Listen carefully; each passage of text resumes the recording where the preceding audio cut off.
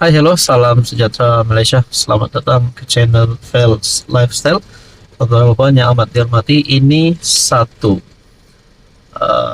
berita yang bagi saya amat menggemparkan kerana ini melibatkan penubuhan kerajaan perpaduan. Seperti yang kita tahu, bulan November adalah tarik genapnya 2 tahun Anwar Ibrahim sebagai Perdana Menteri. Bulan November 2024 ini. Namun masih adakah mempertikaikan penubuhan kerajaan perpaduan setelah 2 tahun berlalu? Masih adakah yang mahu memprotes penubuhan kerajaan perpaduan? Masih adakah yang berkata Anwar Ibrahim akan tumbang kerana penubuhan ini tidak telus? Namun saudara-saudara, kita dapat lihat penubuhan kerajaan perpaduan di mana PH dan BN bersama-sama dengan beberapa lagi komponen yang lain, dan akhirnya kerajaan perpaduan ditubuhkan. Dan ini bukan kerajaan tebuk atap, bukan kerajaan pintu belakang, tapi ini benar-benar di hadapan rakyat Malaysia, penubuhan kerajaan perpaduan. Namun berkaitan dengan ini, satu tulisan daripada Syabuddin bertarikh 20 Oktober. Sampai bila Anwar mahu berdiam diri? Walaupun sudah beberapa hari berlalu, tetapi Anwar masih lagi berdiam diri berhubung dakwaan setiausaha politiknya Syamsul Iskandar Muhammad Akin berkaitan arahan tidak meneruskan undian dikira semula bagi kerusi Parlimen Bagan Datuk pada PR15, yaitu kerusi yang dimenangi Zahid Hamidi. Syamsul Iskandar membuat dakwaan itu agar Zahid diumumkan sebagai pemenang untuk membolehkan kerajaan perpaduan antara PH dan BN dapat dibentuk. Sebelum ini ketika Syamsul Iskandar membuat dakwaan itu, ada yang mengatakan Anwar pada waktu itu sedang sibuk dengan persiapan belanjawan 2025 dan tidak sesuai untuk memberi sebarang reaksi. Tetapi sekarang belanjawan 2025 sudah selesai dibentang, malah PM sudah sampai ke Sabah dan Jakarta untuk tugas rasmi beliau yang seterusnya. Bila lagi atau Anwar mahu berdiam diri selama-lamanya, soal Syabuddin. Berkaitan dengan ini, pertama, apakah benar beliau memberi arahan kepada Syamsul Iskandar untuk tidak meneruskan undian dikira semula bagi kerusi Parlimen Bagan Datuk sebagaimana didakwa oleh setiausaha politiknya itu, setiausaha politik Anwar Ibrahim? Dan yang kedua, benarkah sebagaimana yang disebut Syamsul Iskandar sendiri arahan tidak meneruskan undian dikira semula itu kerana PH ketika itu sudah mendapat surat persetujuan daripada Zahid Hamidi untuk Barisan Nasional membentuk kerajaan perpaduan? Jika betul, katalah betul, dan jika tak betul, beritahulah apa yang sebenarnya. Sebagaimana didakwa Syamsul Iskandar bahawa arahan tidak meneruskan undian dikira semula itu datang daripada Anwar, begitu juga pengakuan PH sudah memperoleh surat persetujuan Zahid untuk BN bekerjasama turut datang daripada pengakuan Anwar kepada setiausaha politiknya itu, maka adalah penting untuk pengurus PH berterus terang dan bersikap jujur. Cuma, jika Anwar terus berdiam dan tidak memberi sebarang reaksi, tanggapan yang tidak dielakkan ialah Syamsul Iskandar membuat semua dakwaan berkaitan insiden malam pengiraan undi di Bagan Datuk adalah dalam lingkungan pengetahuan dan restu daripadanya. Apa tujuannya? Apakah Anwar cuba mengantar suatu mesej tersirat kepada UMNO? Persoalannya, kalau perkara ini benar, penubuhan kerajaan perpaduan ini boleh dipertikaikan kerana kiraan undi di Bagan Datuk tidak diteruskan. Adakah status kerajaan perpaduan dan status ahli parlimen Zahid Hamidi bakal terbuka? Semuanya menjadi persoalan. Apa komen Anda? Halo semua, salam sejahtera Malaysia. Selamat datang ke channel Fels Lifestyle. Kembali lagi bersama di dalam channel ini. Saudara-saudara, tuan-tuan dan puan-puan, kita sudah dikejutkan dengan beberapa serbuan terhadap safe house yang melibatkan ahli politik berpengaruh, yang melibatkan bekas eksekutif MBI Selangor, dan melibatkan penemuan RM5 juta dan juga RM321.000.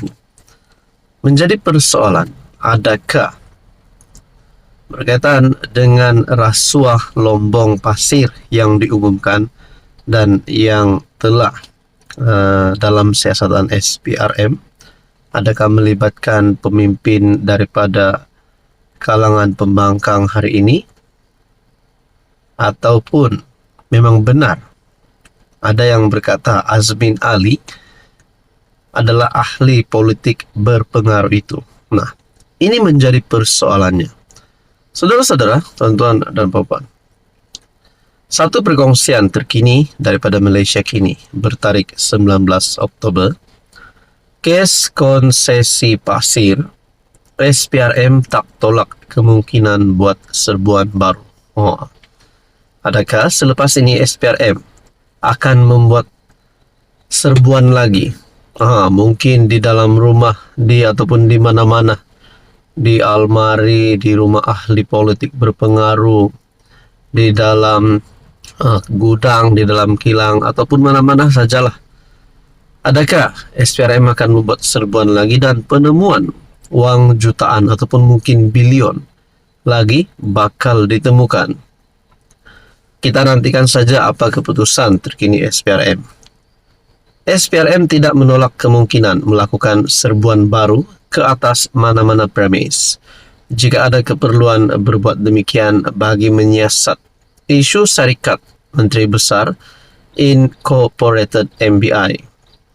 Ketua Pesuruhjaya SPRM Tan Sri Azambaki berkata, pegawai penyiasat sedang giat menjalankan siasatan daripada semua aspek bagi mendapatkan bukti berkaitan kes berkenaan, dan sehingga semalam pihaknya telah memanggil tidak kurang 20 saksi bagi membantu siasatan kes berkenaan. Mana-mana tempat yang mempunyai barang bukti menjadi tugas kepada pegawai penyiasat saya untuk mencari bukti berkenaan, kata Azambaki. Saudara-saudara, tuan-tuan dan puan-puan, kalau benar SPRM tidak menolak kemungkinan untuk membuat serbuan baru, di manakah serbuan baru ini? Adakah di satu lagi ataupun mungkin lebih daripada satu safe house yang baru, ataupun mungkin benar-benar di kediaman ahli politik berpengaruh tersebut? Masih menjadi persoalan berapakah duit rasuah sebenarnya keseluruhan berkaitan dengan rasuah ini, dan siapakah pemimpin politik berpengaruh ini. Jadi saudara-saudara, ini pasti satu keputusan daripada SPRM yang mengejutkan ramai. Halo semua, salam sejahtera Malaysia. Selamat datang ke channel Fels Lifestyle. Terima kasih kerana tersetia dan bersama di dalam channel ini. Tuan-tuan dan puan, seringkali kita dengar ada saja pemimpin yang lompat parti, keluar daripada parti dan sokong parti lawan. Ada yang letak jawatan, ada yang isytihar sokongan kepada parti lain. Berkaitan dengan ini, baru-baru ini kita sudah mendengar antara pemimpin daripada UMNO yang meninggalkan UMNO dan menyertai PAS, yaitu adik kepada Presiden UMNO sendiri, Ahmad Zahid Hamidi. Apakah kesan selepas beliau menyertai parti PAS dengan alasan meneruskan perjuangan bapa kepada Zahid dan beliau sendiri, yaitu Hakim?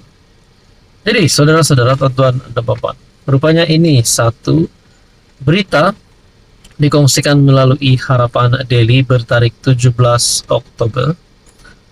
Seronoknya walaun adik Zahid masuk PAS.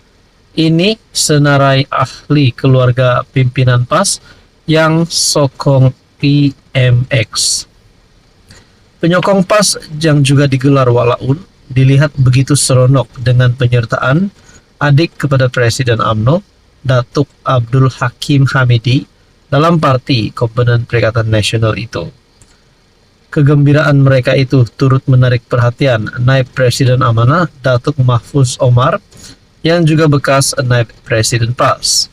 Walaupun terkinjah-kinjah komennya, ringkas di media sosial disusuli dengan emoji ketawa.